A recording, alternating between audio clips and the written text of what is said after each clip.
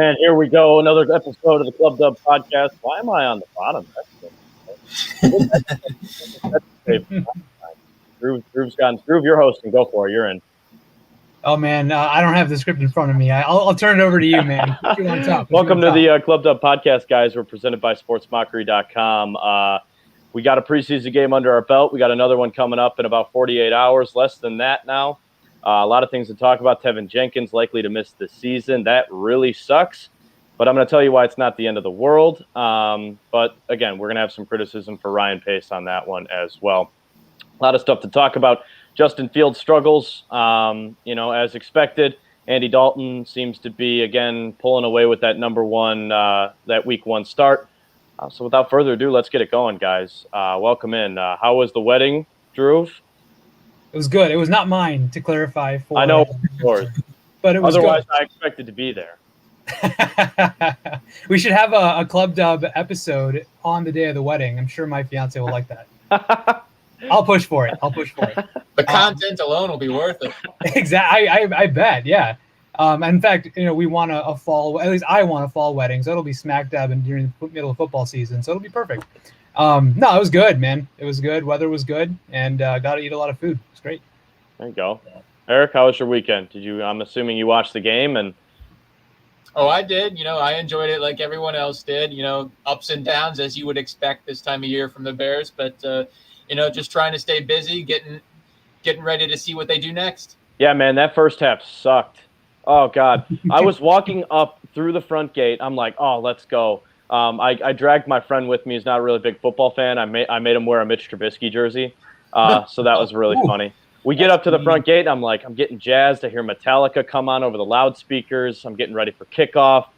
And then I watched an abysmal first half of no first downs, Andy Dalton 3 and outs, stagnant, no run game. I'm like, all right, it's just preseason. Let's go grab another beer. So I relaxed. Second half was great. Nagy opened up the playbook, which was cool. I mean, we saw a lot from Fields. We got those highlights that we'll get into. But here's what we're talking about today. We'll preview Game 2. Mitch is coming back. He's going to play no Josh Allen on Saturday, so it's going to be a lot of Jake Fromm, the kid from Georgia, and we'll see a lot of Mitch Trubisky as well to start that game against Andy Dalton. Takeaways from Game 1, again, rip to Teven Jenkins. We'll relax about the O-line. Dalton's time, Fields' growing pains, and a whole lot more. So Bears are 1-0 in the preseason. Just some takeaways that you guys saw. I know, Drew, you weren't watching it live, but I'm assuming you went back and saw it. What did you guys think? So I did see the second half live. We had in between the wedding and the reception, there was a break, and naturally I chose to watch football. So watched the second half. In fact, I caught the first couple Justin Fields drives before the first half ended. And look, I went back and watched the game. I didn't see anything from the starting offense that could be considered good or bad. It was just whatever. I'm just going to completely knock that away and not worry about it. From the offensive standpoint, I thought after Fields entered the game, he was okay. He was just okay. Right, I agree. A lot of excitement over his nice touchdown run for sure.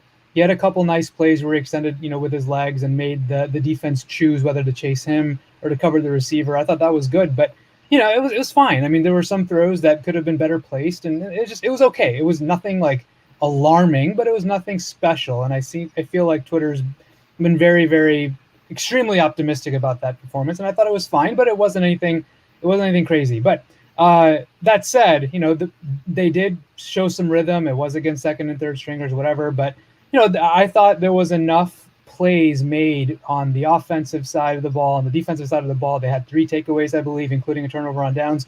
It was good to see. It was good to see Sean Desai's defense play with energy. I thought there was a lot of energy on the field. And obviously nice to hear a crowd at Soldier Field again. So that was nice. Yeah, I mean, there's some serious depth on that front seven, man. I mean, they got a lot of dudes that are just making plays. And I'll tell you what, I'll get to this after I hear Eric's point, but I'm telling you, Alec Ogletree is going to see a lot of snaps if he plays like that again. Oof. He was the star of that game. I know we'll talk about Fields this, Fields that, and which, he was fine. But, I mean, Alec Ogletree balled out in that game, and he was great. That seems to be quite the pickup. Eric, what'd you take away from this one?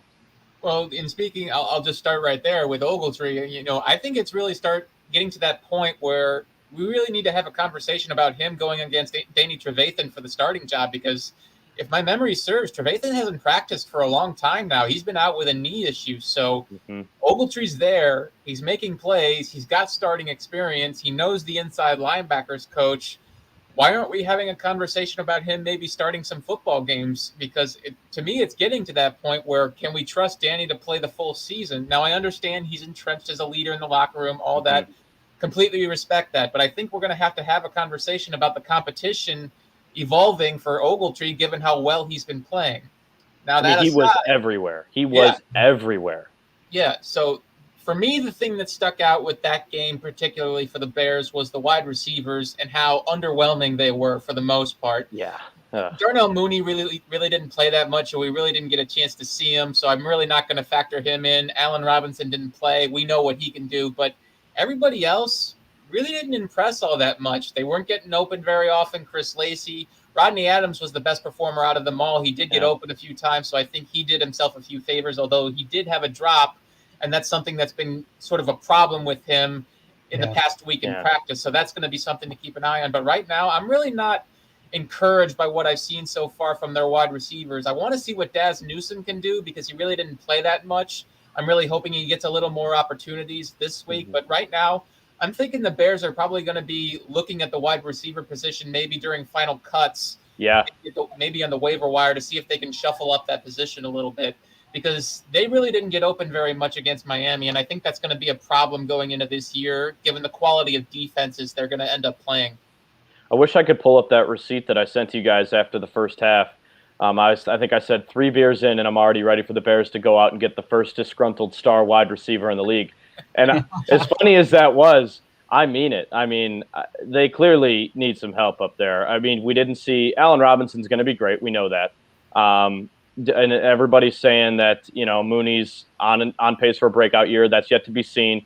It's kind of like the Fields thing. We're believing it. We're talking ourselves into it, but we got to actually see it happen.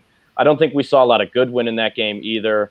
I didn't see any Jimmy Graham. I don't even know if he took any snaps. I didn't even see him out there. Cole Kmet was out there, got a reception for like 3 or 4 yards on that opening sequence. But you're right. I mean, the offense that first half was, oh, God, I was having some pretty bad flashbacks to last season. And I just had to remind myself it's only preseason. But that was tough.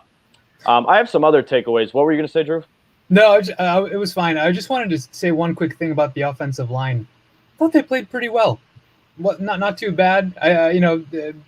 Limited pressures, or I don't think we saw any sacks. So, it was a decent performance all around, considering all the issues that they have that we're going to talk about later. I will say that to Eric's point and your point, Kevin, that we didn't see very many of the top wide receivers play out there. Right. Also, keep in mind, nothing is being schemed in these games. It's one-on-one. Miami's defense and especially their secondary is quite good. It has depth. And the Bears wide receivers, after, really good win. Marquise, Damiere Byrd is interesting, but, he's only had one good season. Daz Newsome is a rookie. We haven't really seen, and they're the bottom of their depth chart at wide receiver is lacking. So it's something to keep in mind. We'll see what happens in the actual regular season when they're actually scheming for things. Some of the top wide receivers are playing, and they are able to win more one-on-one matchups potentially. So it's something to keep in mind. But yeah, I mean, I'm not concerned about that necessarily. But the depth is a little bit. It's concerning. When I see Javon Wims as high up on the depth chart as he's been, I mean, it's just we're past that, right?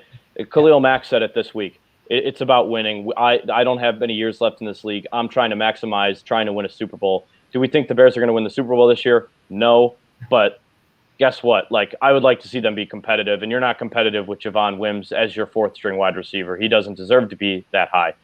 So I tend to agree with that. Kyle, I love the comment, man. We're going to do a comment section at the end, so question segment. So keep those comments rolling in all show long. We're going to have a whole section where we'll go over that. We actually got one of our Bears experts going to join us in a little bit as well, Stevie. So he's going to be in here to help us answer some of these questions as well. His takeaways from the game. We're going to introduce him right after this. I want to show. I made a graphic of kind of some takeaways that I had, just real basic stuff, things we touched on. But the first half was yikes. But the biggest takeaway from this is the Bears really, really missed Tariq Cohen, man. There was no explosive when they couldn't run the ball. There was no change of pace on offense. He's a guy that provides that. You had dropped punts, dropped kickoff, guys running from the back of the end. I get that they're trying to make the team, so they're running the ball out of the back of the end zone from all the way in the back. But I'd almost rather see you take a knee. I would take that as a coach and say that's the smarter move. I mean, they're clearly just hoping and praying somebody turns out to be the replacement for Cohen while he remains on the PUP list. But, man, do they miss him. They need him back. So hopefully he comes back sooner than later. The Fields-Herbert connection. Khalil Herbert looked pretty good. He's quick and he's strong. Yeah. Oh, yeah. I think that could be a duo in the future. I think that's kind of what they're looking at. And him and Fields seem to have quite the off-the-field connection, too. They seem to be pretty good pals. No question. I mean, Khalil Herbert, he only had one season of productivity, and that wasn't entirely his fault. Whenever he got opportunities in Kansas, he played well. It's just he was in a backfield that was kind of had a hierarchy about it, and he never really got the chance to be the starter, which is why he left and went to Virginia Tech. He immediately becomes the starter there, plays really well, ends up getting picked in the 6th round, and a lot of draft experts, respected ones, said he would have gone higher under different circumstances. So it looks like the Bears got somebody of high quality there. He's strong, he's built well, he's quicker and faster than he looks, and he showed that in the game. He had some bursts. So you throw the kick return ability on top of all that, and it looks like they've got a quality football player. It's just a question of how are they going to get him involved in the offense moving forward, because right now it's basically David Montgomery's show, and hopefully Tariq Cohen will be back sooner than later. So we'll just have to see how that all shakes out. Yeah, you mentioned Tariq Cohen and punt returns. Speaking of, just in general special teams, punt coverage looked awful. Jordan Lucas returning kicks was why. And in general, I thought it was a little bit sloppy. And keep in mind, Chris Tabor's probably experimenting. These are bottom third of the roster folks generally who are making or comprising these coverage units and whatever. They lost Cordero Patterson and Sherrick McManus, who are two of the best gunners in the league. So they have a lot of shoes to fill there as it comes to special teams, but that looked porous against Miami, and it's not good. So hopefully Tabor's figuring it out, and they look better against Buffalo, which, it's going to matter. Field position is going to matter a lot. And if they're not able to cover or return and gain yardage upon returns, it's going to be a tough season. This year has to be about making things easier on the offense. Yeah. It just has to be. We went through this time and time again last year where we just crappy field position, 3-and-out defense back out there. So maybe if you get a little bit better on the special teams, I'm not saying you got to return, 12 kicks this year for touchdowns, but man, I mean, if you're committing to getting rid of the best kick returner in the league in Cordero Patterson, you better have an answer for that, and they didn't in against the Dolphins. We'll see. It's just preseason. You're right. Guys are trying to make the team. They're throwing everybody out there to see who can do it. But they need to get Tariq Cohen back. And I don't know how long he's going to be out. We still on the PUP list, there's still some restrictions there, obviously. So that's a concern. And we'll keep an eye on that moving forward. Kyle, another nice question here. KR Cohen versus Herbert and Des Newsome. That's all I saw out there. I didn't really see anybody else except for who you just mentioned, Drew, 23. Yeah, Jordan Lucas. Saw Jordan Lucas out there for a while, and that was a joke. He has played. He made a couple picks in practice, as you guys saw in that practice clip. But I think it'll be the Herbert versus Daz Newsome show. It just seems to be. I don't know who else they would throw back there, honestly. Yeah, I saw on the depth chart that Darnell Mooney was part of it. Maybe Marquise Goodwin was part of it, which I think they should protect them and keep them ready. Just safe on offense. They have speed depth. As long as they have sure-handedness out there. Daz Newsome did a good job in college. Give him a chance to contribute if he's not going to be cracking the field much in the slot. I'd like to see that. I agree. Well, without further ado, let's get one of our guys in here. He's a member of Sports Mockery. He's been there longer than me. He's a great Bears expert. Stevie, welcome to the show, man. Hello. So, yeah, we're happy to have you on. Thank you just for have having another me. voice in here. Yeah, man, anytime.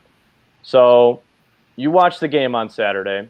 Let's have people get to know you first. How long you been a Bears fan? How long you been a suffering Bears fan? And who's your favorite Bear of all time? Ooh, that's a good one. So I've been a Bear fan since 1999. Suffering Bear fan probably since 2002. But I'm cool with it. I tell everyone that I come across at work, they're like, "Oh, you really like the Bears?" I'm like, "Yeah." They're like, "So what's it like being a Bear fan?" I'm like, It's a love-hate relationship." And I tell everyone, I'm like, I could watch every play of a Bears season, whether they're 16-0, and if they're 0-16. That's how much I love being a Bears fan. And yeah, we've seen some really crappy quarterback play. We've seen a lot of bad head coaches, but you know what? Yeah, we have. There's a reason why the Bears are one of the most popular teams in the NFL. I don't know why, but they are. It's not because of Soldier Field, I'll tell you that much. I was there on Saturday, and man, that place is it's just not a good stadium. I'm sorry. I had tickets. I had tickets for the Dolphins game this past Saturday. Are you going Saturday too? I think I'm gonna go Saturday against the Bills. I won't have tickets for that, but my buddy wants to go to the home opener. Okay. He's talking about getting tickets for. We were talking about that too. We might that might be kind of fun if you guys are back in town. We might try and do that too. That would be kind of fun. But who's your favorite Bear of all time, Stevie? Favorite Bear of all time would probably have to be Marty Booker. Wow. Okay. Yeah. All right. It's been a while, but he's got to be top 5 in receptions and yards for the Bears wide receiver position. I would assume he's up there. He's close. Well, until they got Brandon Marshall, they had struggled at the position for a long time, and you're talking about him being the only guy there. We saw one season where Rasheed Davis was the starting wide receiver back in 2008, and they ran out. A year later, they ran out Earl Bennett and Johnny Knox, and Johnny Knox was a great had his career cut short, unfortunately, but still, when you have those guys as your number one, it's going to be a rough season, and those seasons it was. Yeah, let's hope this season's not like that. They got a tough schedule, but it's we're optimistic here. I'm very optimistic for this season for a few reasons. Andy Dalton, one of them. And from what I saw in Saturday's game against the Dolphins, there were a few players that stuck out that I think Matt Nagy is going to have a lot of use for come the regular season. 2 players on offense. Jesse James, tight end. I think he's going to lock down the third tight end spot. And what most people don't discuss is that with Matt Nagy, he loves utilizing all 3 tight ends. I mean, we saw Demetrius Harris last year in the offense. We weren't happy about him being in the offense. Wait. You mean drop Demetrius Harris? Okay, I forgot. I got his name wrong. It was Demetrius Harris. But no, he loves to target the third string tight end. He made an effort to try to get Harris involved in the offense, especially early on in the season. The other player that you guys were talking about earlier was Khalil Herbert. I really think if Tariq Cohen is going to be on the PUP list to start the season, he's going to take the role of Tariq Cohen. Khalil Herbert had 6 rushes for 38 yards, 2 over 5 yards plus. I think one was his longest was a 16-yard run. Yeah, it was close to 20. Yeah, I think it was 16 yards. You're right. And it came out of a shotgun formation on a shotgun draw play that we've seen the Bears run with Tariq Cohen several times in this Matt Nagy offense, and I think Herbert's got a good chance of being. Oh, did we lose him? I think we lost Stevie. Oh no! Hang on. Let's try and get him back here. All right, we'll wait one second here, see if we can get him back.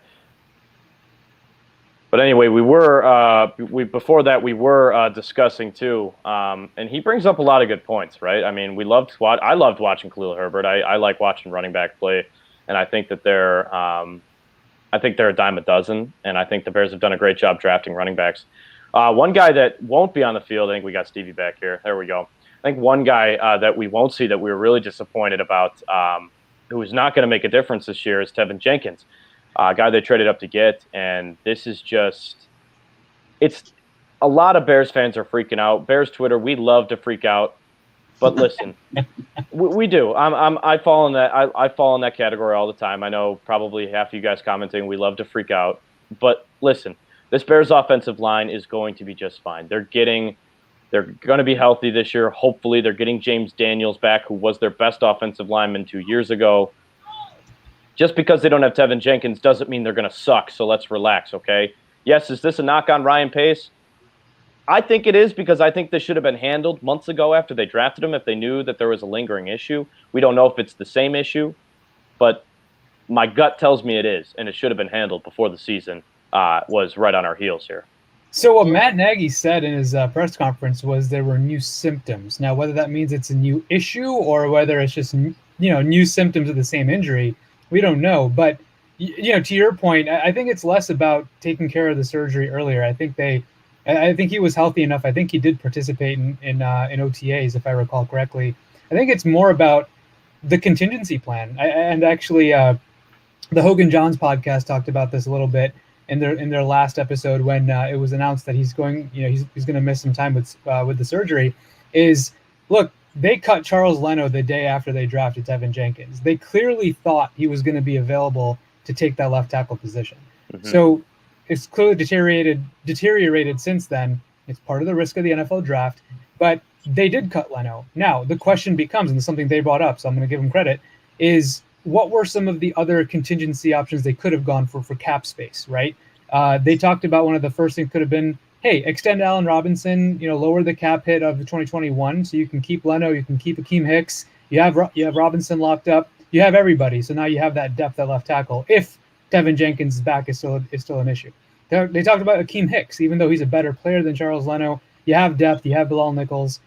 They could have gone that route and either extended him or even cut him, which, as hard as that is to say, to save on Charles Leno's cap space, or to save cap space and keep Charles Leno and still have that depth. So they had options. They decided that they didn't need a contingency at the time, and unfortunately, right now they're having to scramble a little bit. But look, Jason Peters, is on board. Larry Borum has clearly impressed his coaching staff enough to be in the competition at left tackle. Elijah Wilkinson is a swing a little bit, so they have competition. It's not ideal, but I don't think they're quote unquote shit out of luck. I think they're okay. No, I don't think so either, and I think that's where we keep seeing Twitter freaking out about the O-line, and I get it. It sucks. Teven Jenkins looked great in college when he played, but he hasn't played since November of last year. So, another thing you really need to keep in mind about all of this is the Bears have a philosophy in regards to how they build their offensive line, and it's from the inside out.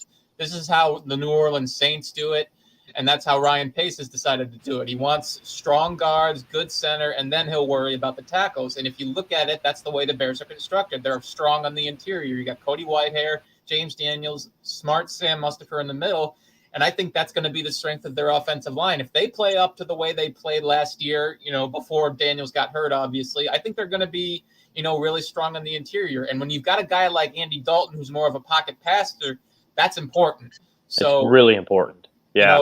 All you need is really passable blocking at the tackle position as long as you're strong on the interior. And I think they're fine in that regard. So if Peters, even plays up to Leno's level from last year, which I think he can, I think they're going to be fine. Well, let's get more from the head coach on the Jason Peters signing. Obviously, the future Hall of Famer. He's 39. It's clearly a move that needed to happen. Nagy did say that it doesn't have anything to do with Jenkins. I don't believe that. But anyway, let's hear what Nagy had to say on the Jason Peters signing. Initially, what's the plan with Peters in terms of just getting up to speed, mixing him in for reps? How do you get him up to speed as fast as possible? Yeah, that'll be what our number one challenge is making sure that he feels good physically, that mentally he gets in the playbook. He's meeting new people. He's in a brand new place. He's been in Philly for so long, new coaches, new teammates, new everything. So, but he's anxious for it. And so we'll get him out there and, try to get him a couple reps, maybe here or there today, not much. Get him out there on Saturday pregame and going there a little bit just to see where he's at. And then I'd say for him, probably the biggest focus will be more of that third game than coming in right away this next game. Man, you talked about yesterday about how much gas you thought Peters had left in the tank. And Is there a little bit of curiosity on your own part to see exactly what you got here? Yeah, there is. But I do feel good, like a guy that's that athletic, that talented, and he cares. I know that he's in a good place right now mentally. So, yeah, there's excitement to get out there. I mean, even talking to the younger guys, we got a young offensive line, and they're at a point right now where I think they're kind of eager to learn from him and to see what kind of advice he has, and that'll be neat watching that thing grow and go there. So there you go. I mean, you get it right there. It's a depth move. We're going to see how he does. Probably maybe he'll get out there a little bit on Saturday, but it's going to be more about getting him back into game shape, maybe by the third preseason game. But do you guys think he wins the starting job there over Larry Borom? It's going to be one of those two. If you had to pick right now, who are you going with? Oh, definitely Peters. There's no way he would have signed with the Bears if he didn't think he had a pretty much lock on that left tackle job, and rightfully so. I mean, he's way more experienced. He's way more proven. Yes, he's 39. He's not the player he was, 6-7 years ago. All true. But when he's healthy, he's proven that he can still be a very solid tackle in this league. That was true in 2019. And even last year, there were instances where he was playing well. It's just a question of, can he stay on the field long enough for that to happen? So I think he's going to win the job, but I do think Borom is going to end up being a factor for this team down the line. And being able to learn from somebody like Jason Peters, who's going to be in the Hall of Fame one day, that's absolutely invaluable for his progress. Stevie, what do you think? Yeah, go ahead, Steve. I love the signing. I think one of the best parts about this signing is that he knows the offense already. He comes from the Philadelphia Eagles, where Peterson was the head coach, and both him and Nagy are from the Andy Reid coaching tree. I think him being there to be on film for both Larry Borom and when Teven Jenkins is healthy, Juan Castillo can look at a film and say, look, you guys are going to be our future left and right tackles. This is how you do it in this offense. You're going to be learning from the best. I think also is, he isn't the same player he used to be, but the fact that it's not like he's coming into a different offense. He's coming into an offense that he already knows. And that the experience already knowing the offense helps so much to where, okay, this is my blocking assignment on this play. This is what I'm going to do on this play. And I think the Bears, I got to hand it to Ryan Pace again because, he's made several great training camp creation signings with Peters, Jesse James, and Alec Ogletree. Yeah, I mean, I go back to Eric's point as well. The interior of the line is incredibly important.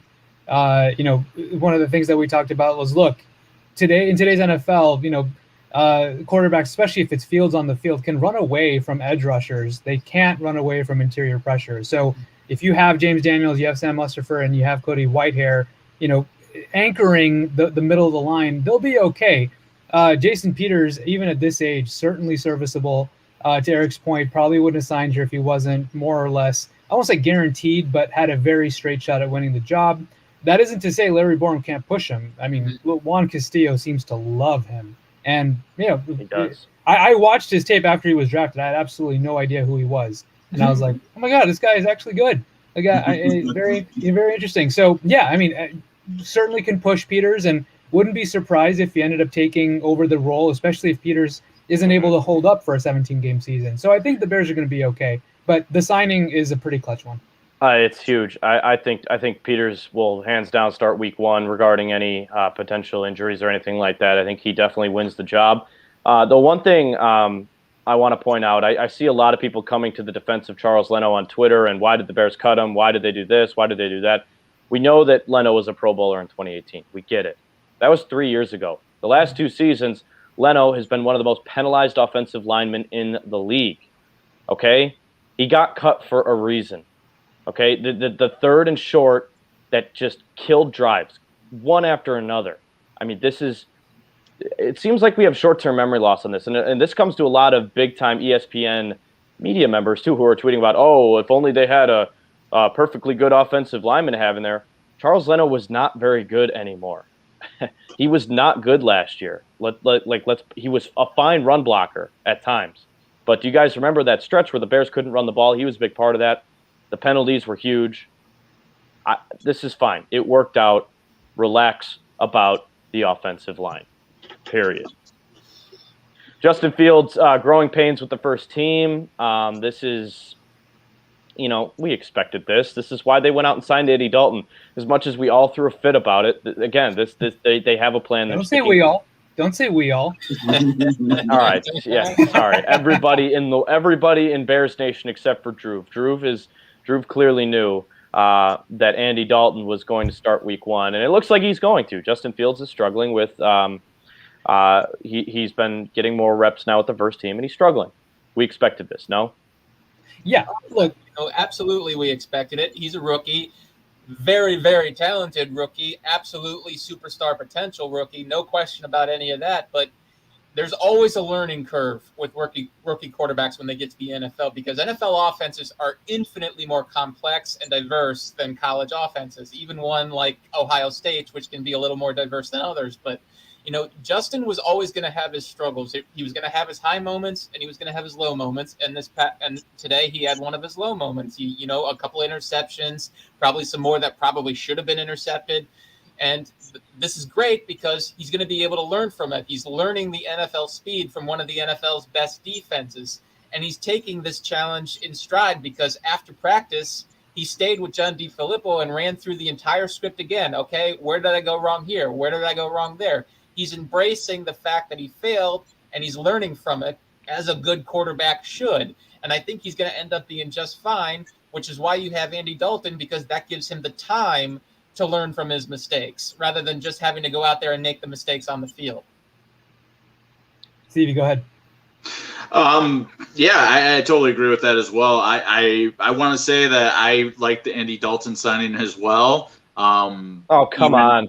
No sucking up on this podcast. You were upset about it just like the rest of us.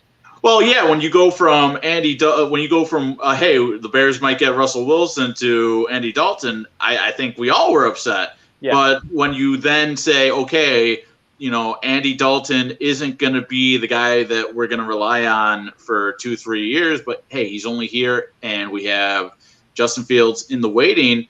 I can live with that, and I gotta say he's probably the best bridge quarterback you could have for someone like Justin Fields. Where if Matt Nagy Matt Nagy says, hey, you know what, Justin Fields is ready, that Andy Dalton is going to be okay with that because he took money to be a backup in Dallas, and when Dak Prescott went down with that horrific ankle injury, he stepped in and he did the best he could in one of the worst.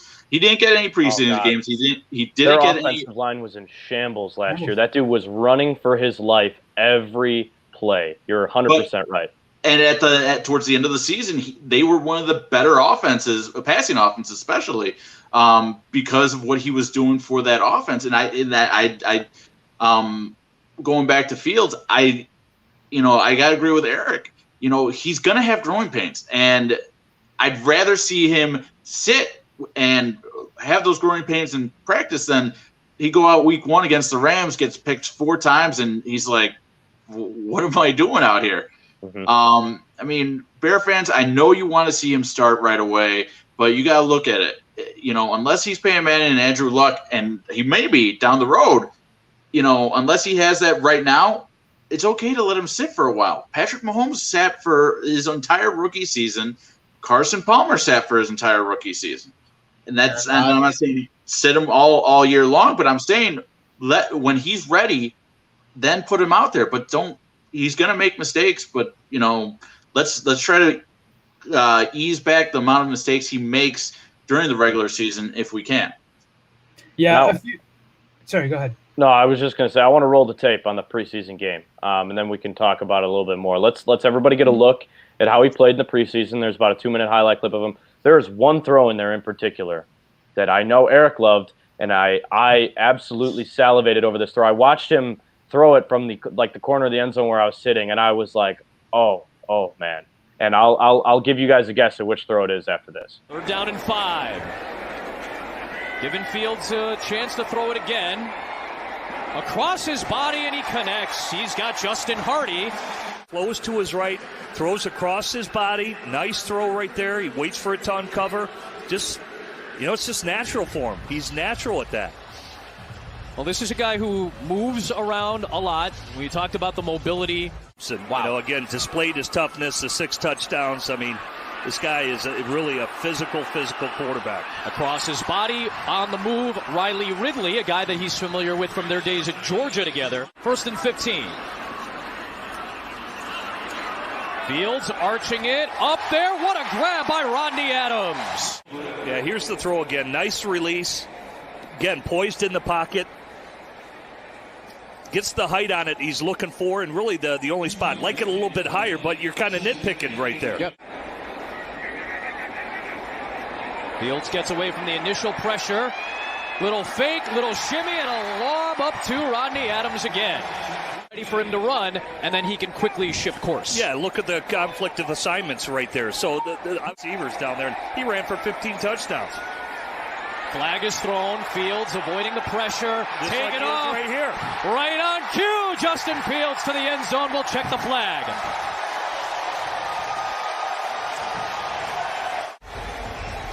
Look at the poise, though. He's sitting there. He's looking. He's processing. Steps up.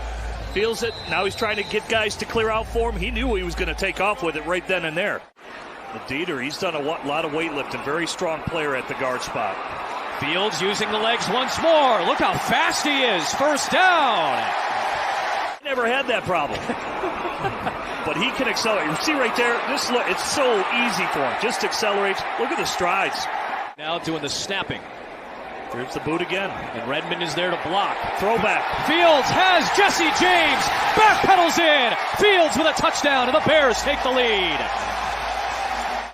Good fake. Shows the ball. They buy it. Look at all the defenders going with the run game. And then Jesse James sneaks out, gets lost in coverage, backpedals into the end zone. So now we've seen the tape, right? First initial reactions, he is ridiculously fast. There's a reason, though, he said that the game was slow to him. It's slow because he had 3.8 seconds on average to throw the ball in that second half. That's not going to happen when he's playing against Aaron Donald. It's not going to happen when he's playing against Kenny Clark. And he's got to throw into coverage with, Zaire Alexander. I get that he was excited and he had a great game. There was 2 plays in there. The run that he just absolutely blew past an entire 4 or 5 guys for a first down, a gain of almost 20 yards. But, man, that hesitation throw on the run that he looks like he's running to the pylon, he steps forward, steps back. That's what Mahomes does every week. I mean, that was exciting. That was his best throw of the day. No question about it. It was definitely his best decision, and that speaks to his intelligence as a quarterback because he knew he was putting the defender in a disadvantageous position. The defender had one of 2 choices: stay with the wide receiver and basically Fields can take off for his own big gain, or he has to come off of the wide receiver and go after Fields, at which point Fields can just pop it over his head for the first down. So he was basically in no man's land. And kudos to Fields for taking the easy decision to just give the ball to the wide receiver rather than opening himself up to a possible couple more hits. Yeah, I mean, I really like the fact that he's able to make the defense pick. I talked about it earlier. That play was great. I liked his for his touchdown run. I like the fact that he ran towards the direction of the pressure. I don't think any other quarterback would do that. That's not something that you see often, and it'll confuse a defense at times. So I thought that was neat. It was nice and refreshing to see a wide open touchdown not be overthrown. That was nice. It wasn't a particularly amazing throw. I could have made that throw, but it was nice. You saw that caught. Yeah. I mean, honestly, I think the hardest part was Jesse James catching that when you have the entire stadium already cheering and that ball's in the air forever. That part's probably the hardest part. My favorite play, though, I have 2 favorite plays, both in the first half.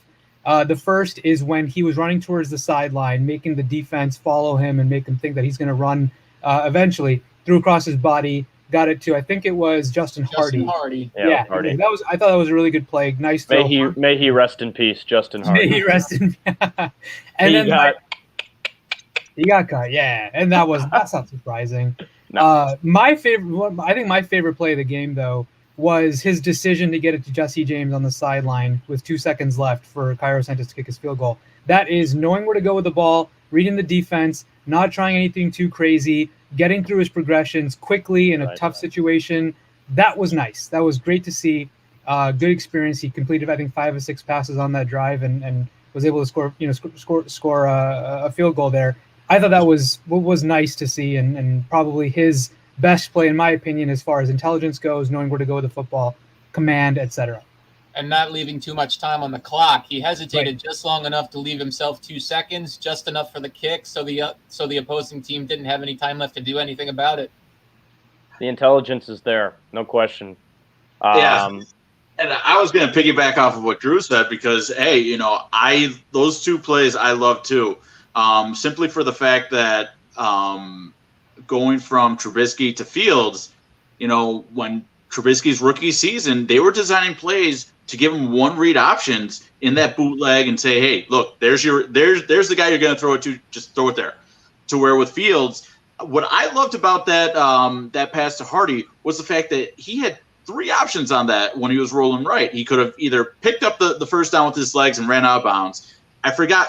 I think it was Damian Williams who were. I can't remember which target was right at the first down marker that he had a chance to throw it to, but he literally said, "Nope, I'm going to wait for the second level guy to come back open, and I'm going to use what the defense is thinking I'm going to do against them." And with the Jesse James throw, how many rookie quarterbacks in that moment say, you know what, this is my time to show off the arm. I can air it out. He found the open guy, right? Like that to me speaks more to even the throw. Like he found the open guy. Like this wasn't a wait and throw to a guy in coverage. Like he's like, oh, James is open. Boom. Right. And that's the thing. What I was so impressed about was like how many rookies, even if you have the wide open guy, are thinking, you know what? I want to see how far I could chuck it here. Throw it up.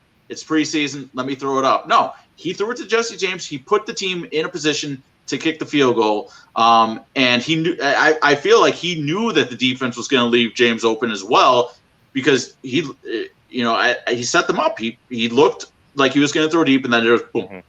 Mm-hmm. Right. And despite all this, we're obviously excited. This is going to be. I think I am going to go to the game on Saturday, and I'll have another look-see to see how he does. Hopefully the first half's better, but we're going to see a lot more Andy Dalton on Saturday. Andy Dalton played 2 series on last weekend. They were both terrible, and to be honest, it was pitiful to watch. And again, he wasn't playing with his weapons, so this isn't going to put on him. But this on Saturday against the Bills, we're going to see more first-team reps. I think we'll see more Allen Robinson and Darnell Mooney, so we'll get a better gauge of where the offense is. But Dalton says this is his time. And it's kind of, hard to disagree with him, especially after he makes comments like this. I mean, the thing is, there's so much excitement with Justin. And, it's deservedly so. I mean, he's a first-round pick, and just with everything that's gone on here, I mean, there's a lot of excitement with it. But I didn't feel like there wasn't excitement for me either, So it's like, I think for us, if we just go out and operate how we know we can do, I think the fans will be excited when we score lots of touchdowns this year. How do you work around the awkwardness of all of the Justin excitement? Yeah, I mean, you can't focus on that. If you focus on that, then that's going to beat you down. And so I know who I am. I know who I was created to be. I know where my identity lies. And so do I want the fans behind me and this team and all that kind of stuff? Yes. Do I want them behind Justin? Absolutely, I do. But that's not my focus. I can't focus on all that right now. Like I've said before, Justin's going to have his time, and Justin's going to have a great career. But right now, it's my time, and so my focus is on being the best player I can be for this team and do everything I can to help this team win. How can you not root for that, man? He wants the fans behind him. Kev, you're the one rolling out these Toy Story gifs of wiping off Andy's name from the board. Oh, wait, hang on. I got that one in the queue for you. I figured. Yeah, there you can see. We've had that since, like, March. So, Well, I've noticed that some beat writers are starting to use that too, and I'd like to think they're watching the show. Who asked that question? Was that Mark Grody or was that Jason Leisure who asked that question? How's the awkwardness going? One of them probably. I think it was Grody. I bet it was Leisure. He's the type. Leisure is classic to ask this kinds of questions. And look, what is Andy Dalton supposed to say, right? There was no sort of almost insecure defiance the way we heard from Mike Lennon when he declared this is my year, right? It was more like, look, I'm here. I signed. Yeah, Justin's here. I am going to do whatever I can for him. The coaches have told me I'm the starter. That's on preparing. I know I'm good enough to be. I know the offense. Like, what that it is what it is. So I don't think anything he said there, none of his comments, none of his attitude or anything like that was anything other than just like, look, this is just the reality. No defiance, no insecurity, no arrogance, no nothing. Andy Dalton seems like a stand-up guy, and everything that he said was just straight up fact. So, look, unless he just completely falters, which is possible. I don't think it's likely, but unless he does, he's going to play, and whenever it's Justin Fields' time, it'll be Justin Fields' time. And here's an article, a quote that Eric flagged down. Matt Nagy was, I don't remember where he was speaking to this, but this quote that he had on the development of Justin Fields, it's great. It's an all-timer. I mean, if we play Justin early to satisfy our needs and not do what's best for Justin and the Bears, we're going to ruin Justin and hurt the Bears. We need to do what's best for the Chicago Bears, not only right now, but we want this to be something that lasts 15 years. It's big picture, guys. Big picture. It's not a 2-year thing. See what I'm saying? What happens is people get stuck in the moment, and they do it to satisfy themselves. I'm going to do what's best for Justin Fields, not for Matt Nagy. People can say the save your job deal. Let me tell you how much I care about that part, okay? I don't. When you start doing things to do things for yourself, you're wrong. You're dead wrong. You're dead wrong. I'm not going to let that happen. We're going to develop Justin right, and we're going to stick to it. Chills. So it's a great quote from Matt. It just seems like, whether we want to say it or not, whether we want to swallow the pill now or not, I chose to swallow it about 6 weeks ago. Andy Dalton is going to start week 1. He's likely going to start week 2. Probably we'll see after that. I'm giving him the first 2 weeks guaranteed here. And I'll record that and play it back at our next podcast if I'm wrong. But I'm putting the stamp on it. 100%. I mean, Andy's handling this as a veteran would. I mean, he shows the ability to compartmentalize his mentality towards all of this. He knows he's under pressure. I mean, he's been under pressure most of his career. He's always felt that ever since he became the starter in Cincinnati. But the fact that he's able to understand that, yes, Justin's going to be the guy eventually. My job is to go out and play well and prevent that for as long as possible, because if I play well, somebody else is going to give me a starting job next year. So that's his mentality right now, and it's the correct mentality. He's using the Bears' opportunity to help himself, not only this year, but in the future, because he still wants to play, obviously. So he's going to do everything he can to help Justin, but at the same time, he's trying to help himself, and that's the right mentality to have in all of this. Yeah, and I'm surprised at how many Bear fans don't realize what the Bears have in Andy Dalton right now, because he's been to the Pro Bowl 3 times. He's led the Cincinnati Bengals to 5 playoff appearances. Granted, they haven't won a playoff. They didn't win any of those playoff games, but you got to remember one of those games was the Vontaze Burfict hit game where you're right. The defense lost the game, and I think the year prior to that, in 2014, they went up against a good Colts team where they didn't have any offensive weapons for him to throw to. I think they might have just had A.J. Green at most, and that no one else. I think the tight end and running backs were out, and people forget he's not going to wow you, but he is a good NFL quarterback, and that's hard to find. And for I know Bear fans want to see, Fields is the flashy car. It's the car that everyone wants to drive around, drive up and down Lakeshore Drive and show off. It's my new Ford Fusion 2016 hybrid that I just bought because my transmission blew out. Yeah, and I'm showing it off. But Dalton's he's going to be Mr. Reliable. I think he's a good fit for this offense because Matt Nagy loves to use running backs. He loves to use tight ends to help open deep passing routes for the wide receivers. And Dalton made a name for himself throwing to running backs and throwing to tight ends. And unfortunately, I think him taking that deal to Dallas last year to sit behind Dak Prescott really made NFL fans across the board forget, wow, this guy, he doesn't have a high ceiling, but he's got a hell of a high floor. One last Dalton plug. I think it's important to remember that I know Eric's laughing at me. I think one thing that's important to remember is that the Bengals didn't release him until May last year when most of the starting jobs were gone. I truly think that Dalton would have gotten a starting job last year had he been, let go at the right time. And when he came in and got his opportunity in Dallas, he played, I know the stats don't say it. I think people like to look at, they only won 3 out of the 7 games that he played.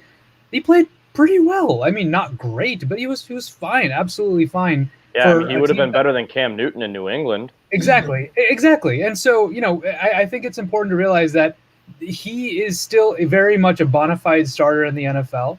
The NFL does not have as many great quarterbacks as people seem to believe. And Dalton is very much in that average category, and that is much better than the Bears had last year, and that's important to consider. Correct me if I'm wrong, but didn't the Bengals the year before his last year in Cincinnati, didn't they actually sit him to actually lose games? To get Joe Burrow? Yeah. Yep. So there you go. I mean, and we're going to see another quarterback facing off against Dalton. Mitch Trubisky will be back at Soldier Field this Saturday. So this is going to be good. All respect, you expected nothing less. Matt Nagy, we wish him all the best, but we want to kick his ass on the field. Eddie Jackson, same thing. Even though Eddie Jackson on an Instagram live, I want to say like a few months ago, goes like, yeah, we have an actual quarterback now. Man. And I'm pretty sure, I don't know if Eddie was at Mitch's wedding or not, but I know he commented on all Mitch got married, and he goes, congrats, man, you're my brother, that kind of thing. And they came up together, they were drafted the same year. So he goes, same thing. I'm rooting for him, but he's got it coming to him on Saturday. So I think it'll be all respect on the field. What I'm worried about is the fans. Yep. Do not boo Mitch Trubisky, guys. Yeah. For God's sakes. Like we talked about this last episode. Do not boo Mitch Trubisky. The dude tried his best. Okay, like he did. Like we're not booing Mitch Trubisky. Okay, I know I'm not speaking to the entire Bears Nation right now, but guess what? We're moved on. All right. He took us to the playoffs twice. There's a lot of teams that haven't made the playoffs in a really long time. You look at one of the teams in our division. It's been 7 years for them, and they're on a path to who knows where at this point. So let's pump the brakes on the boos, okay? Quite frankly, I thought it was kind of a little bit wild that they booed Nick Foles on Saturday. But after those comments that he made, like I get some fans were probably salty, but yeah, Mitch Trubisky, look, not just don't do it. In fact, I said it in our little chat earlier, but I really hope we see a on-camera bro hug of sorts between Nagy and Trubisky. I'm sure we will. Nice to see. I don't think we'll see that, but I think he'll get a hug from everyone else on the team. I think Nagy will hug him. I think we'll get that. I think we'll see we see that quick handshake, that acknowledgement, and then go your separate ways. The hey, you had a great practice. Mitch had a great day of practice. We're ready to go. Handshake. Yeah, I don't know. Look, here's the thing. Mitch, a lot of people are reacting like Mitch is the worst quarterback in Bears history. He's not. Not even close, by the way. He's been one of the better ones if you look at it in the entire context, especially in the Super Bowl era. It's just that compared to his draft status of a number 2 overall pick, he was a disappointment. And it's really unfortunate, especially given the other 2 guys who were drafted in the same area as him, Mahomes and Watson. And that's always going to stick with him, unfortunately. But I think he's going to have a long, solid career as a backup. Maybe he'll get another opportunity to start down the line, and I'm cheering for him. He was always a professional, always a good kid, and I think he's married now. He's gonna be rich beyond his years. There's no reason to feel bad for him. He's gonna be just fine. He's doing just fine, and it is disappointing though. I really did want to watch a little bit of Josh Allen play on Saturday. Josh Allen's great, but. After he got that money, I don't think he's coming close to touching a preseason game ever I don't think so. Well, Andy Reid said Patrick Mahomes is going to play almost the full half. He said starters are going to play a first half.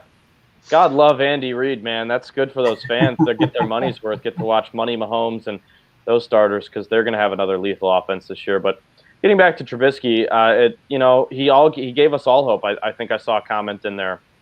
Let's see. Yeah. He gave us what he had. I love Mitch. He got our hopes up. Yeah. No booze. Nick Foles, I don't really give a damn about Nick Foles, I'll be honest. It's a completely He's got a Super Bowl ring already. Yeah, it's a completely different thing in my opinion. Watching Nick Foles last year, again, not all his fault for having a beat up O-line, but it's best for him and the Bears probably to part ways here sooner rather than later. I think we'll, depending on injuries, again, with the first couple weeks of the season, I think we'll see that happen. But welcome back to the Lakefront, Mitchell Trubisky. Look at that handsome smile. Should be fun. Yeah, it'll be a good one. I think I'm gonna go to the game. I've decided I'm gonna go to the game. Go. Don't boo. Go. Definitely go. I'm not gonna boo. What should I wear? Should I hang on? I think I got good old number 10 right here. What do you think? Maybe. Sure. You know what? Yeah, do it. Because I might wear it. Yeah, I wore my Fields. My mom got me a Justin Fields jersey, like one of those shirt jerseys for my birthday. So I wore that. Depending on how hot it is Saturday, I'll probably wear Mitch. Where are you guys watching the game from? Right from my house, man. From home, man. Look, right. all I gotta say, last little joke because I can't help myself. Look, Mitch Trubisky is just used to. Mitch Trubisky is used to killing the Bears at Soldier Field, so I expect him to do well on Saturday. He's probably gonna have a I hope to see him run to the sticks on 4th down, but step out a yard early at least 5 times. Oh, man. And then do the ball slap that he usually does right after that, where he knows he made the mistake. More like step out of bounds behind the line of scrimmage to take a sack. Yeah. Didn't he do that in the playoffs against the Saints, if I'm not mistaken? He ran out of bounds, yeah. Oh. Yeah. Oh. People jumped into my mentions saying, he was pushed. Like, no, he wasn't. I mean, to be fair, if I saw a guy running at me at that speed, I'd probably run out of bounds too. But again, it's football awareness. I'm not a football player. But again, Mitch Trubisky will be back at Soldier Field. Andy Dalton's going to get about a quarter and a half. It'll be Justin Fields. Looks like the rest of the way after that. So a lot of reps for both guys. I wouldn't expect to see a lot of Mitch, honestly. I think we'll maybe see a quarter, maybe 2. But I think they're going to go to Jake Fromm after that. And I think they have another quarterback on their roster, actually. I think they have 4. Who is it? Davis Webb. Davis Webb, yeah. So I think we'll see those guys quite a bit. So another interesting parallel right before you go there is Jake Fromm, the quarterback that Justin Fields was shunned from Georgia for. So another parallel. That's true. Yeah, you're right. Fun. Both Bulldog versus boys. Bulldogs Saturday. Yeah, it'll be a good one. The Bears love drafting from Georgia too, so They sure do. Thank God they didn't take Jake Fromm. Oh Lord. Ogletree's from Georgia, by the way, just so you know. Really? Okay. Yeah, they got Georgia guys for days. And then Roquan Smith forming that Georgia. Sorry, Danny Trevathan. I'm sorry if you're watching this. I apologize. I still love you. Yeah, we're still a Danny Trevathan stan podcast here. We're nothing against Danny T. I just think Ogletree's better. Just from what I saw on Saturday. Yeah. Again, we'll get more of a sample size as it goes on here, but I honestly think that Ogletree's going to get some serious look. Guys, we want your questions. Got a lot of comments tonight. This is awesome. Love you guys tuning in. Again, this is probably I believe our 13th or 14th show on the ClubDub podcast. We're getting you guys hyped up for Bears football. Another game Saturday, and we're about 3.5 weeks away from the opener on Sunday Night Football. We'll get to hear the angelic voices of Al Michaels and Chris Collinsworth as the Bears travel out to L.A. to face the Rams, who are my pick in the NFC this year. So that's going to be a great game. We love everybody tuning in, though. It's going to be really fun when we get this thing going during the season. But let's see. Let's look at some of these. I did want to address this one, by the way, from Christopher. Sure. Look, man, what's wrong with Saturday during football season? What's wrong with What Saturday? did he say? Who? Christopher? Yeah, Christopher said, I can't believe any football fan would have a wedding on a Saturday during the fall. If I was your friend, I would ask you to not invite me. You got to do better. What's wrong with Saturday? Maybe he likes college football. I guess. Yeah, he's a college guy. I actually like the fall football wedding events. It's for the weather, the trees and colors and seasons and change and all that kind of stuff. And it's also not prime season, right? I mean, June is obviously like the ideal. Summer is ideal wedding season for most people, but yeah, I'd have to pick my wedding on a bye week. That's fair. That's fair. Yeah, I mean, it's just, she'll understand. Wherever she is out there, if she's watching right now, you'll understand one day. But let's get to some of these comment sections. This was one I put up on the screen earlier. This probably won't happen, but I like the idea. Trade Trevathan for peanuts, $3.5 million cap space, Caleb Johnson, Christian Jones, Roquan, top 4 inside linebackers. I don't think so. I like the idea, but Trevathan still got some gas in the tank. The whole defense was beat up last year. They had no help. With this squad fully healthy, it's still Trevathan's job to lose. No question. Yeah. I mean, if you have a top 4 of Trevathan, Smith, Ogletree, and Jones, you're in pretty good shape because not only do you have 2 proven starters, you've got 2 guys with starting experience behind them who have played well in the past in Ogletree and Jones. So I think they're going to be in great shape in that regard, much better than they were last year. So, all things considered, that's still a great group, even though if Ogletree doesn't actually push Trevathan for the starting job. Yeah, I mean, you said it. Christian Jones. Most people forget that Christian Jones was with this team, with the Fangio defense from 2015 to 2017. And 2017, he took over the inside linebacker position due to injuries. And he actually did a really good job. I want to say that he had several games where he recorded he had a string of consecutive sack games, if I'm not wrong, in the latter part of the 2017 season. No, he did. Yeah, I liked Christian Jones. You're right, and it's guys with NFL experience. I'm telling you, the deepest part of this team is that front seven, man. And they got rid of 2 guys last year, as we talked about, Brent Urban and Roy Robertson Harris. Yeah, Roy Robertson Harris, who I wanted to keep. I really liked Roy Robertson Harris. Going to get paid. It was never going to happen. I know. Yeah. He was, man. They were lucky to have those 2 on club friendly deals. That is Ryan Pace's strength. He knows defensive linemen, man. He knows front seven. That is clearly his strength. We're doing the Javon Wims punching bag line. Oh, absolutely. He's bad. He's bad. He sucks. He's bad. Sorry. I don't want him on this team. I don't want him taking snaps. Okay. I don't know how the team didn't get rid of him after not only just. I would rather have Anthony Miller. I don't know what the salary cap difference would be. I'm sure Miller made more money, but I'm done with the Javon Wims thing. If he makes a great catch this year, he's gonna have to make a few to get me back on the train. He's not making the plays in training camp. He's dropping a lot of balls. Same with Riley Ridley. I saw someone in the comments. He's another one. Both of them just not taking advantage of their snaps. You have Rodney Adams. You have John Vay Johnson. Showing out a little bit more. I think it's gonna be one of those. Or I think Eric mentioned it today in one of his articles that they may just look, at other players, right? I think it was Isaiah Coulter who was just brought in for a workout, who has some potential. So that number 6 wide receiver spot could be very well someone who's not currently on the roster. Surprise cut, surprise who makes the team.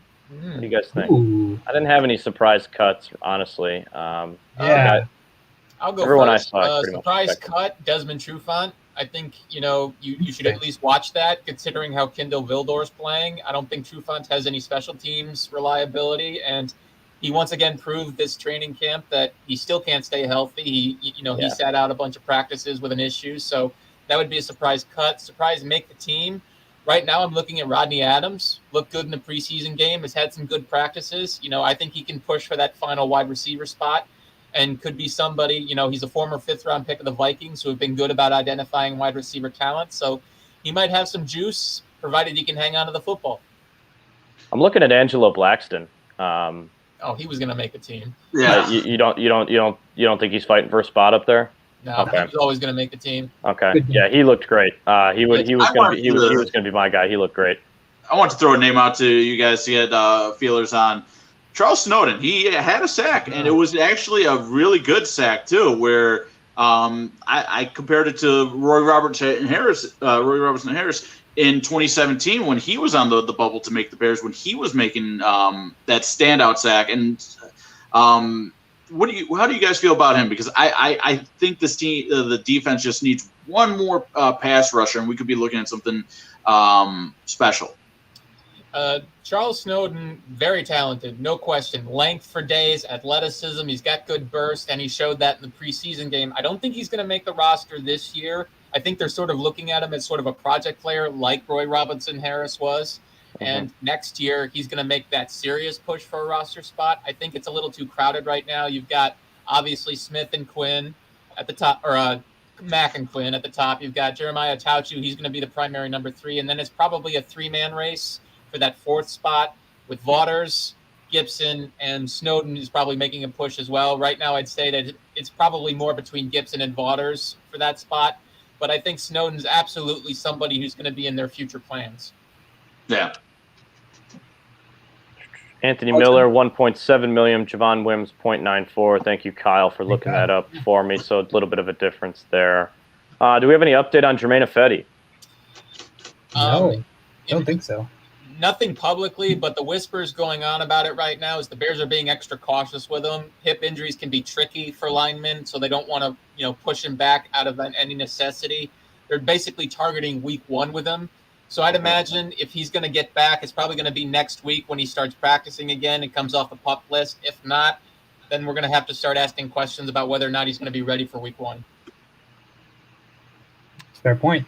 Should the NFL expand teams' active rosters since they added another game to the season? More injuries. I love this question. Great question. That's interesting. Wow. Thank you, Jack. J Hackman Farm. Yeah, J Hackman Farm. Hey, that's the best question we've gotten on this show yet. And it's one I really haven't even thought about, so I can't give you a great answer on it. But the logical thing to me would say the NFL is going to say no because they want to keep their money in their pockets. Yeah, but I see a hard time. Yeah, go ahead. I didn't mean to interrupt you. Go ahead. No, I was just going to say, if we keep expanding, because it's not going to stop at 17 games. Right. We know that we're there now, but 17 is going to become 18. We're going to be looking at a 20-game season within the next 10 years.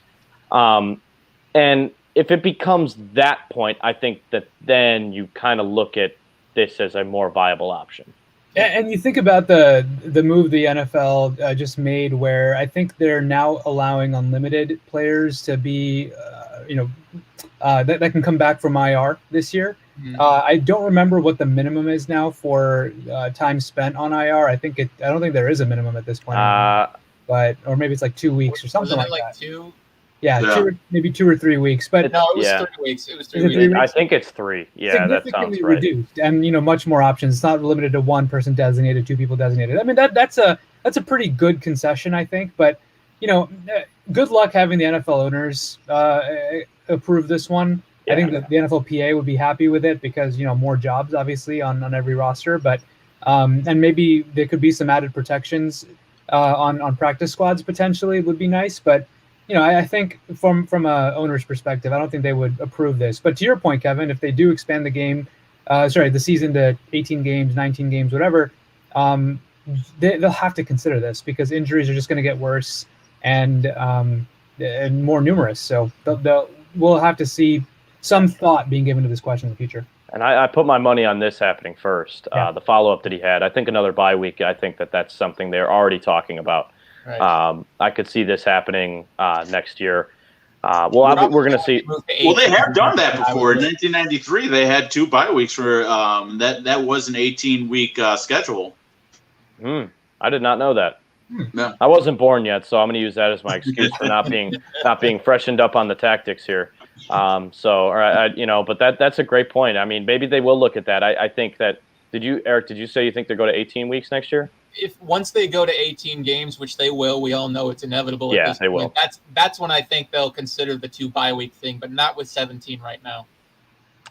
How much do we see Fields tomorrow? I don't know. You going out with him tomorrow? I'm not. I'm just kidding, John. Just giving you a hard time. I think we'll see. He means Saturday. I think we'll see Fields the majority of that second half. There's no reason to watch Nick Foles. The only guy, and he's my favorite football writer. I love Hub Arkish. I love his stuff. But he thinks that Foles is better than Fields right now, and that's just straight that's wrong. No. I disagree with my whole heart on that one. But I think there's no reason to watch Nick Foles in game 2. We know what he is. We watched him play. Let him play out the end of the game maybe. But I think we see Fields for at least 2 quarters on Saturday. What I was going to say was I think Matt Nagy and the organization has a tough decision to make, not from the standpoint you don't need to play Foles for this team, but you have to play him for some other team. And so Dalton plays a quarter and a half. It's either Fields plays 2 quarters this game or plays 2 quarters next game. But I want to see them give Foles as much game time as much as possible, just so he can get some film for trade value.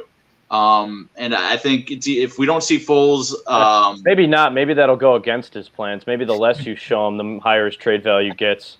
After what we saw last Saturday. Oof. Yeah, that's true. But at the same time, I don't want the Bears to miss out on trading him away, because an NFL team says, we saw that we saw the Dolphins film, and we didn't see him play against the Bills or Titans, so we just got to assume that he's washed up compared to if he does play and he puts out a good performance. It's a fair point, but I think they're going to reserve the 3rd game probably for most of the Foles action in Nashville. So in that regard, I think they're going to try and get these 2 games mostly for Andy and Justin, which is usually how the preseason structure goes. If you have a 3rd stringer, he tends to play the most in the last preseason game. So I would be looking at that as Foles' time. I don't know how long he's going to play in it, but that would be the one I'd be watching if I'm a team that might be eyeing him for a future trade. Final question here. What win-loss record cost Nagy and Pace their jobs, or are they for sure getting 1 more year? I think they're getting more than 1 more year. I think they have the duration of Justin Fields. Wow. That is a lot. I see why you're saying that. It makes sense. At least I should say the duration of his rookie contract. It's still a lot, especially if it turns out that the Bears, this year I think we're expecting will be more of a transition year. Is Justin Fields the guy? Mm-hmm. How's he looking towards the end of the year? All that kind of stuff. If they make the playoffs, great. I think next year is when they'll have the cap space to load up. They'll have, the ability to take advantage of kind of like one last hurrah with guys like Khalil Mack and things like that in Justin Fields' 2nd year. So we'll see. I would say the main evaluation will come at the end of next year, unless this year the Bears go 2-15 and they look awful on offense the entire season. Then I don't think you can justify it. In fact, so in that case, I think the next best thing is just get someone in here because Justin Fields isn't going to learn from guys like Matt Nagy at that point. So I think that's the only real scenario where they completely fall apart, are uncompetitive, especially on offense. Yeah, I think they'd have to be really bad. Right. Yeah. I agree. They'd have to be really, really 2-15. And I don't think they're going 2-15. They have too much talent on this roster to win just 2 games this year. Yeah. Crazier things have happened, though. I don't know. I think if it's that bad, then you cut the cord. But I was more basing it off of I think they're going to be a competitive team this year. I don't know if they're a playoff team. They're going to be a fringe playoff team, if anything, with the duration of their schedule and the difficulty. But I think these guys have earned the duration of Fields. I think that they'll get the duration of his rookie contract. It's just how it feels to me. I don't know. I can't really explain it. Eric, what were we going to say? I was just going to say probably through next year, because we don't know when Justin's going to play this year. I'm sure they're aiming for him to not play much. If possible, they want Andy to play well. Which would give him another year, right? Like that, right. That would, yeah. Which you want to see what Justin looks like in Nagy's offense, because this is supposed to be his quarterback, the one he chose. So obviously you'd like to see him over an extended period of time in this system to see if he plays well. So I would think through 2022 to get a good feel for where Justin's at. If he's playing well, then you're probably going to see Pace and Nagy get extensions, and then they're just going to move forward from there. I think that this is more of unless they, like you said, they go 2-15, everyone's gone. But I think that if they don't make the playoffs, and it depends on how they don't make the playoffs, I think Nagy could be more on the hot seat than Pace. And the reason why I throw this one out here is because, Pace has shown that he can put good draft classes together. And if he hits on if Justin Fields plays and he hits on Justin Fields, and you see Larry Borom get on the field and you got something in him, and say if you hit on Daz Newsome, that allows him to say, you know what, and it Bears ownership, they could say, you know what, we don't want to go through a rebuild, and we don't have to tear it down completely because we have a GM that knows how to scout talent. And if you fire Nagy, you have the number one piece in place to where you can bring in any offensive up and coming offensive coordinator to say, you know what, we've got a centerpiece in place for you to work with already. And I think that's something you have to look at for Nagy, because we can't forget that Nagy was on the hot seat towards the end of the year because they stripped him of his offensive play calling duties to where they handed it over to Bill Lazor. And I'm pretty sure he wanted to stay with. If Nick Foles doesn't get hurt, I'm pretty sure we see Nick Foles for another week or two before someone comes to him and say, "Look, you've got to play Mitch to save your job at this point." Yeah, I think he made the right call there. Yeah. Well, Stevie, as always, man, thank you for hopping on. This is inaugural one. We're definitely going to have you back on, man. A lot of great stuff today. Thank you for teaching me about 1993 and the 2 bye weeks. I'm going to use that in my bar trivia now. I was 2 years old too, so don't feel bad about it. If ever I get asked that question in a bar, I'm going to immediately call you and thank you if I win anything, because that sounds like a trivia question that's going to pop up somewhere. But thanks, man, for popping on. If you meet your wife because of it, you're welcome.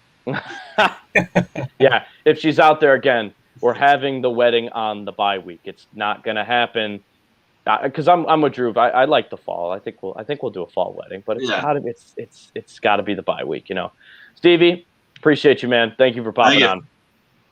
That's Stevie Push of sportsmockery.com. He was our guest today. We're gonna start rolling out some guests. I think we've gotten to that point, so maybe we'll try and plan out a fun one for next week as well. But any final comments, guys? Do we have a final take tonight, Eric? We got a final take. Let's ride. So again, this is our segment that we introduced 2 weeks ago, where we bring a commentary side to football. This is our opinions. This has nothing to do with the sports mockery, just our personal opinions on the state of the NFL, the state of the Bears, or however. Eric, without further ado. In 1983, the Chicago Bears selected Jimbo Covert with the 6th pick. He is now in the Pro Football Hall of Fame, the greatest tackle in franchise history. Since then, the Bears have drafted 7 tackles in the 1st or 2nd round. 5 of them have now seen their runs impacted by injuries almost immediately. Troy Ozone missed 15 games in his first 3 seasons. Mark Colombo missed 30 in his first 3. Chris Williams had a herniated disc before he ever played a down. Gabe Karimi dislocated his kneecap in his 2nd career game, and now Teven Jenkins undergoes back surgery. If people are wondering why Bears fans are so out of sorts about the Jenkins news, this should provide some context. The misfortune of highly drafted Bears tackles hasn't gone away for almost 30 years. That being said, this doesn't mean the 2nd round pick is a bust. Medical data shows that over 85% of linemen who have back surgery regain their original form upon recovery. Jenkins is young, and he's still very talented. There's no reason to think his career is over despite the setback. If Colombo could go on to have a solid career the way his started, so can Jenkins. Holy cow. That was well said. Wow, that was great. That was way better than mine. I've got some work to do next week. That was fantastic. Eric, as always, you can find his articles online at sportsmockery.com. A lot of great insight, pumping out the articles every day. Follow us on Twitter. You see our Twitter handles right there. Follow us at ClubDub Podcast. And, of course, follow sportsmockery.com. I will leave you guys to the state of the Minnesota Vikings with Kellen Mond. One sec. You got it? Yeah, I got it. Did you hear that?